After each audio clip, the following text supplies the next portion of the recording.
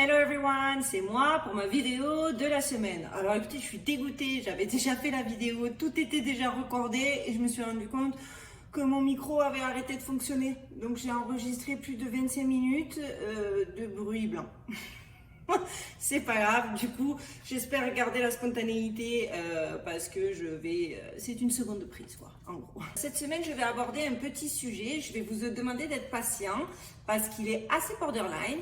Dans le sens où vous allez voir, je vais pas me spoiler, mais vous verrez. Le sujet s'est présenté à moi sous forme de synchronicité, de rencontres et de coïncidences. Donc j'ai vraiment tenu à vous le faire partager parce que j'ai trouvé ça passionnant. Cette semaine, je vais vous parler du DMT ou la diméthyltryptamine. Je suis désolée, vous savez que je suis dyslexique, le nom scientifique du coup je le dirai plus jamais. On va rester focus sur DMT. Donc c'est sûrement l'une des substances psychotropes les plus puissantes au monde. Cette drogue, aussi connue sous le nom de molécule des esprits, offre des hallucinations visuelles intenses qui durent entre 15 et 30 minutes mais paraissent durer une éternité. Des milliers d'adeptes de la DMT ont témoigné dans le cadre d'une étude de l'université Johns Hopkins de leur rencontre avec de mystérieuses entités spirituelles, souvent décrites comme des lumières vivantes, des elfes, des anges, des guides ou encore des extraterrestres. Certains ont même comparé cela aux effets similaires décrits par les personnes ayant vécu une expérience de mort imminente. Donc, on va d'abord aborder ça d'un point de vue purement scientifique. There was like a distortion of the reality there, like what I was seeing was no longer like a 3D world, it became like a 4D world, which it was like time and space was bending, and then I had the sensation of starting to fall. Literally, it was like I was falling into a black hole, that's what it felt like. But falling, and finally, I sort of fell, and then I felt like I was floating, but it sounded sort of like heaven-like, where there's like clouds and just like, it felt like I was with like deceased, really amazing, important people, like, and I was surrounded by like people that were like influential and like cared about me and wanted me to be there and be safe. Like it was almost like the Last Supper setting, like, and I'm not even a deeply religious person. I was raised Catholic, but literally it felt like I was sitting at the Last Supper, and it was just like, this was completely normal. And then right after that, then I woke up and I was just like, did I just go to heaven? All this happened over like 6 minutes, but it felt like, to me, it felt like this was like maybe 2 or 3 hours, and it was just like, oh no, you were just in there for 6 minutes. For instance, there's a drug DMT. 90% of people that smoke this drug, when they first smoke it, they hear in their head, "We're so happy you found this technology." Ew! Oh my god! Right? Ew! So ew! think about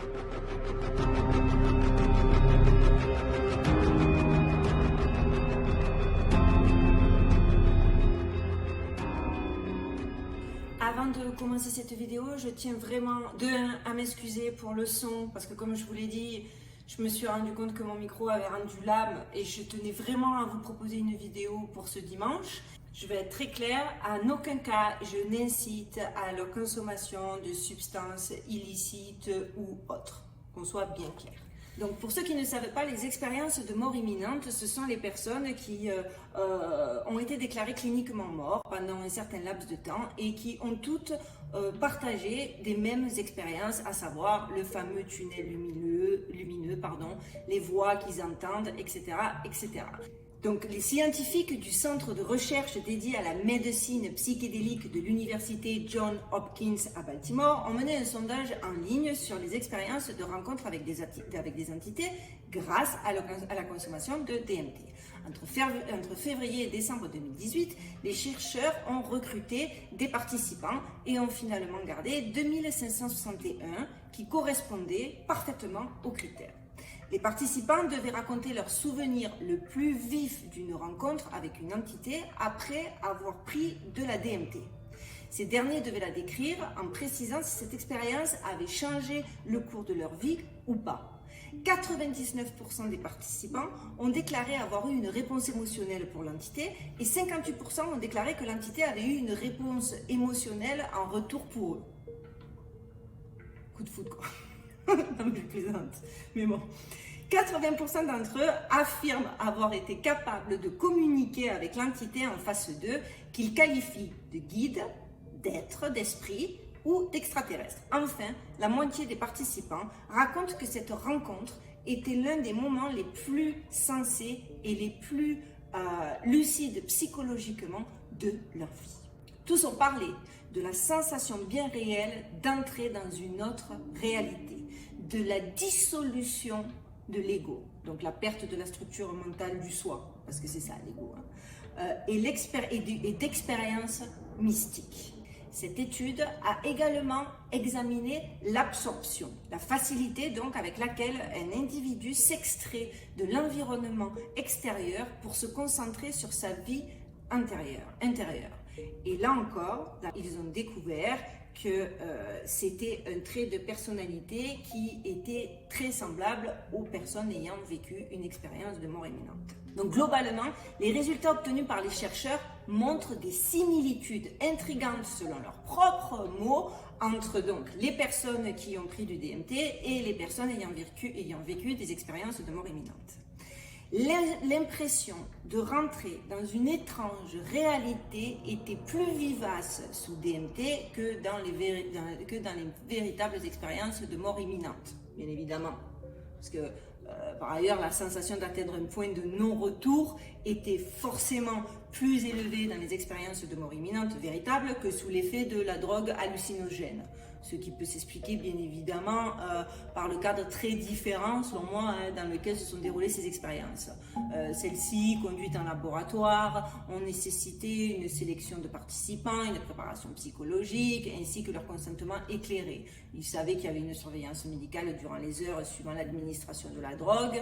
Donc, le point de non-retour, je comprends que cette sensation, elle leur est manquée dans l'expérience, vu que les gens qui ont une expérience de mort imminente, pour le coup, sont propulsés là-dedans. Ils ne doivent même pas savoir ce qui leur est arrivé. Et effectivement, sont-ils morts, sont-ils vivants? Vous m'avez compris. Donc on est d'accord.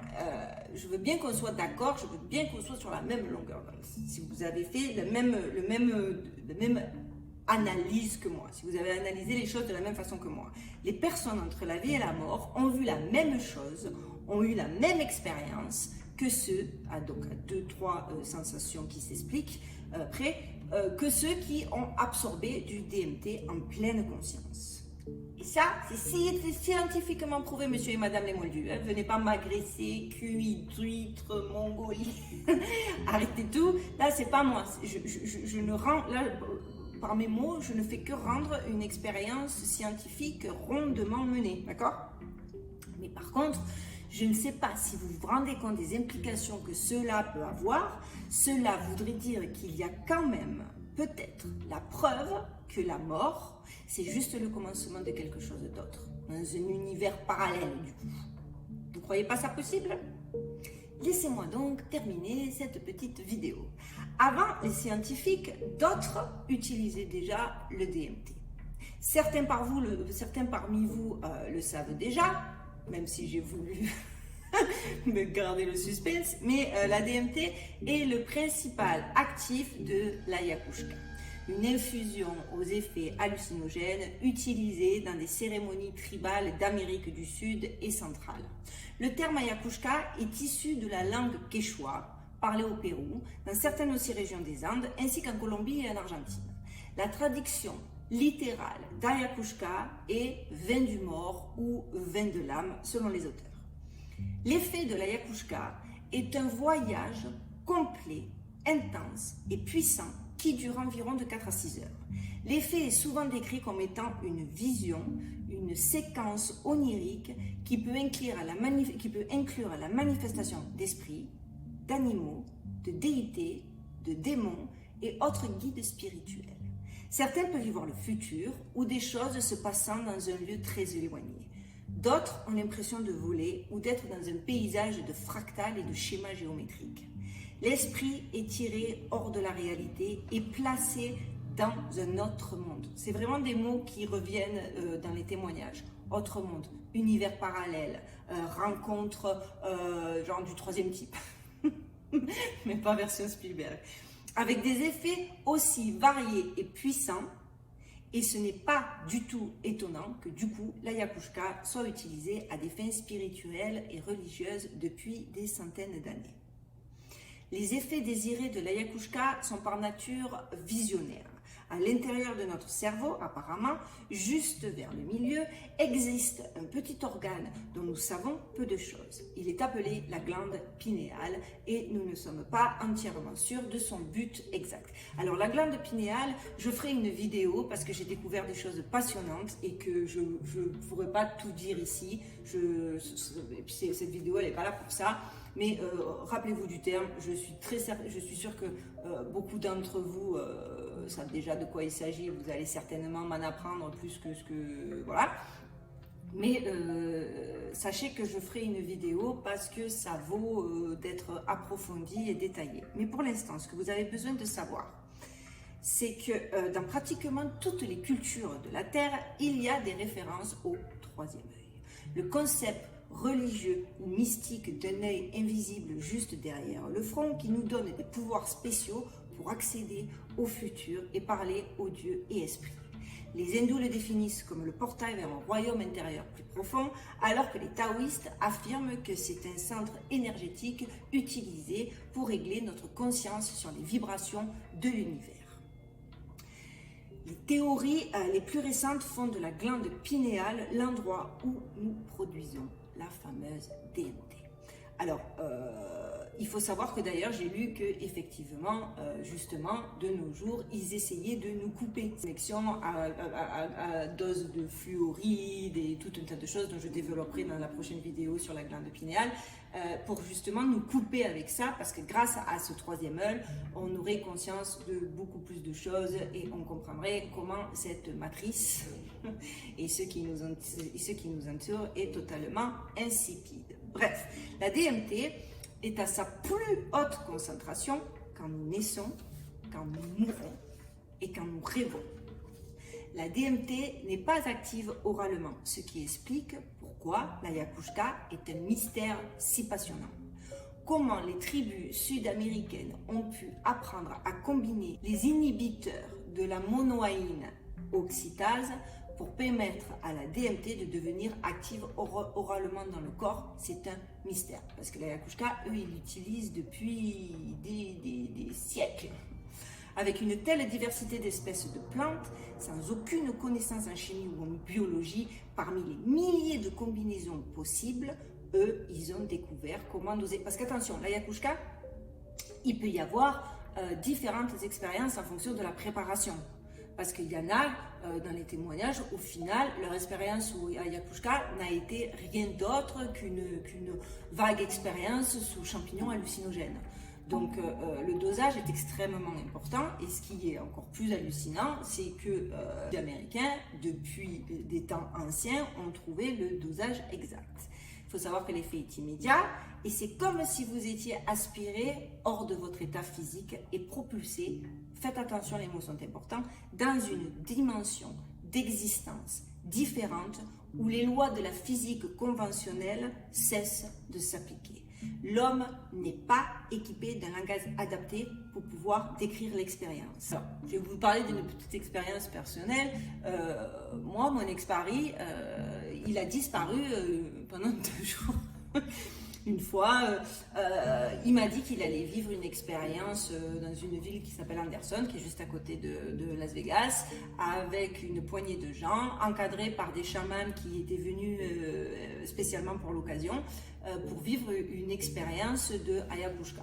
Bon, à l'époque, on n'était pas vraiment sur la même vibration, mais bon, le fait est qu'il a disparu pendant 2 jours. Et j'avoue que quand il est revenu dans un état déplorable, et qui m'a raconté qu'il avait rencontré Dieu et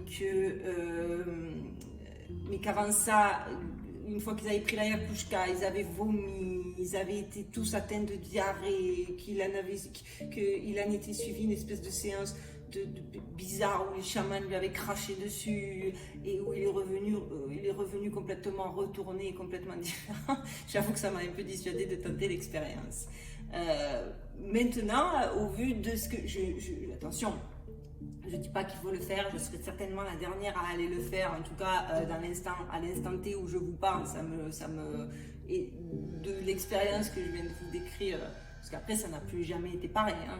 Alors on a divorcé, je sais pas si c'est parce que Yakushka qui lui avait fait réaliser que apparemment ma vibration n'était pas au top, d'après ses propres paroles, mais bon, en tout cas, je sais qu'il a été profondément transformé, et ça je l'ai vécu.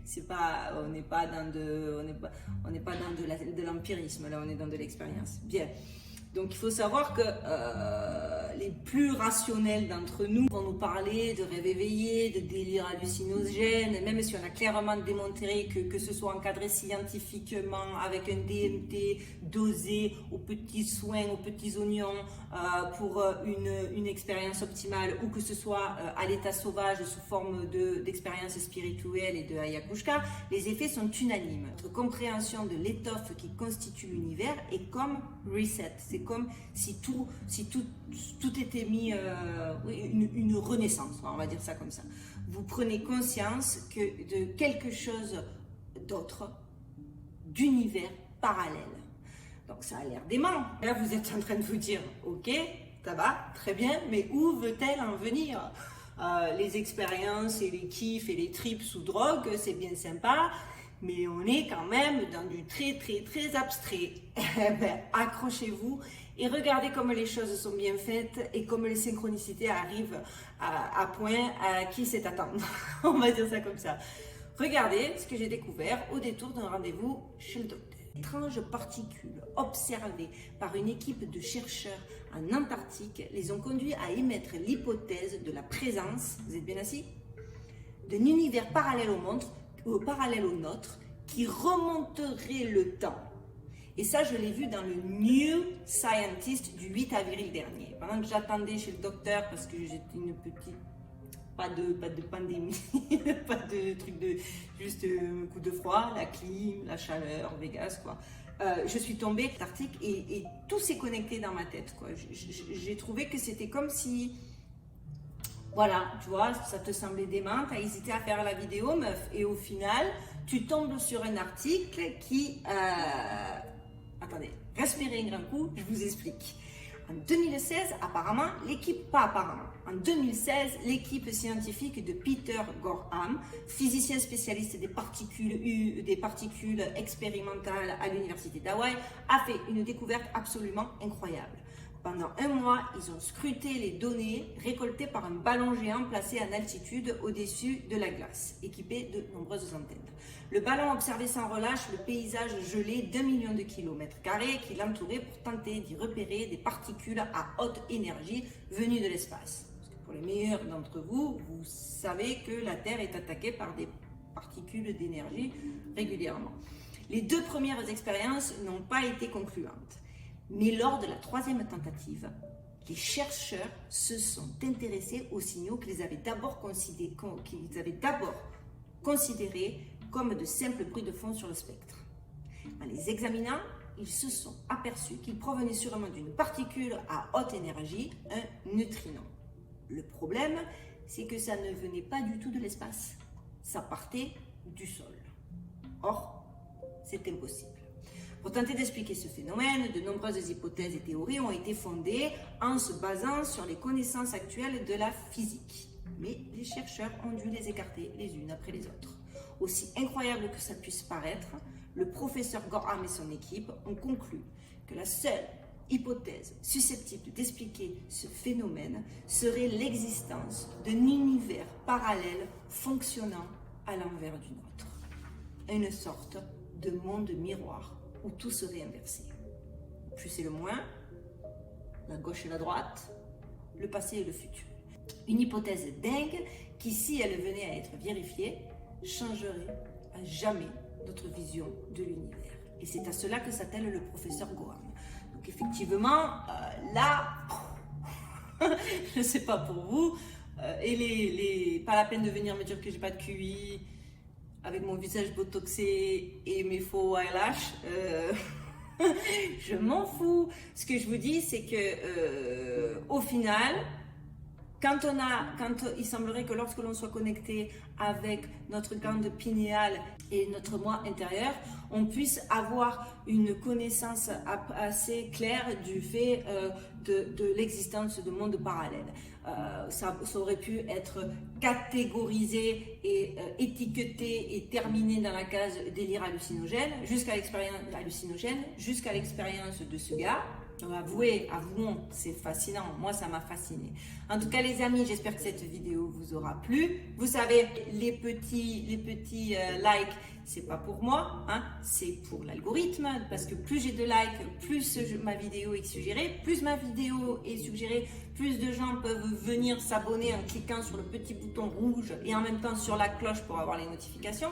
Et plus la communauté grandit et s'enrichit d'expériences, de réactions diverses, d'expériences variées aussi. Et ensemble, en tout cas, on réfléchit différemment. Parce que c'est ça l'important, c'est d'avoir d'autres pistes de réflexion et pas une unicité de pensée qui, comme vous le savez, m'exaspère. Je voulais vous dire merci pour tous vos commentaires, pour votre bienveillance, pour vos encouragements.